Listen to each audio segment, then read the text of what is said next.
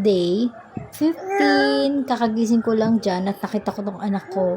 Di ko alam kung ano yung tinuturo niya. Tapos maya-maya bigla na lang siyang natulala dyan.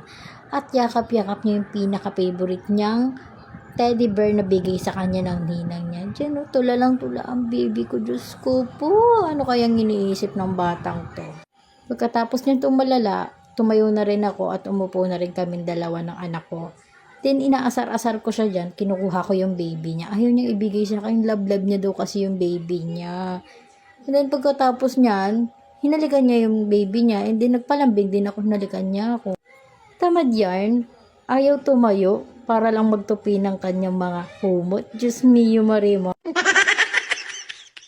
Diyos ko, tatayo din naman pala. Pinagod ang sarili. And then, tupi-tupi lang ako ng aking dyan, kumot. Then maya-maya lang, nagulat ako. Ang bilis na pumunta ng anak ko sa camera. Ay, Diyos ko. Diyos ko nga pala magligpit na higa namin. Bumaba ako at gaantay sa akin yung aso ko. Then dali-dali akong dumiretso sa kusina para naman magligpit ng mga pinagugasan ko. For your information, mga mi, nagilamos at nag-toothbrush ako dyan. Hindi ko na lang ipinakita sa inyo kasi yun naman yung lagi kong routine sa umaga. Nagligpit-ligpit ako dyan and ng plato. Sana yung pagpitik na ganun talagang totoo siya, no? Madali na lang sa atin, mga mi. And then pagkatapos ko magugas, nagsaing naman ako.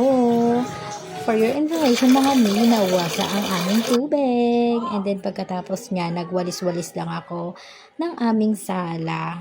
Kasi kailangan maglinis. Napahinto ang mami niya sa pagre-record dahil alam niya naman may bumili sa aming tindahan. Katabi ko pa yung anak ko kaya pasensya na sa sobrang ingay talaga ng aking pagre-record. Tapos kung magwalis, sinunod ko naman ang map. Syempre, hindi talaga mawawala ang paglilinis natin kung hindi tayo maglalampasan ng kasunod. Diyos ko, Marim.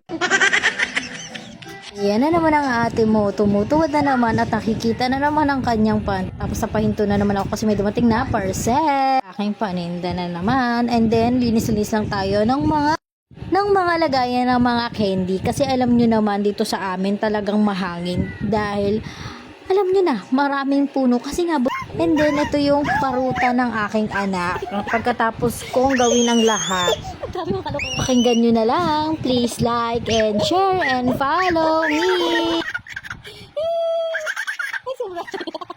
Ang dami mo kalikuan, ha?